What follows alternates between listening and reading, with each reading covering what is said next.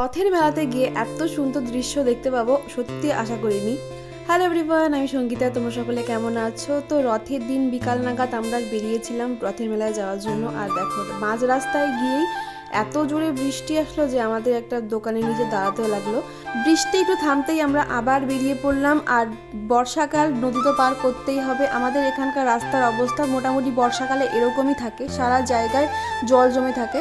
তো চলে এলাম মেলাতে। আর আমাদের বাড়ির পাশেই কৈখালিতে মেলা হয়, আগে ভিডিও তোমাদের সঙ্গে শেয়ার করেছিলাম।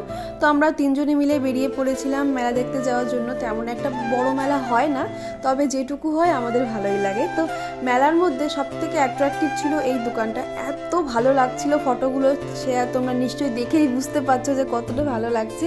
মেলা টেলা ঘুরে আমরা এই দোকানটা থেকে কয়েকটা ক্লিপ নিলাম। এখানকার কালেকশনগুলো ভালোই ছিল। তারপর ওরা দুজনে দুটো আইসক্রিম নিয়েছিল, আর এমন আইসক্রিম চুজ করেছে যে ওরা অর্ধেক খাচ্ছে আর বেশিরভাগটা ফেলে দিচ্ছে বা নিচে।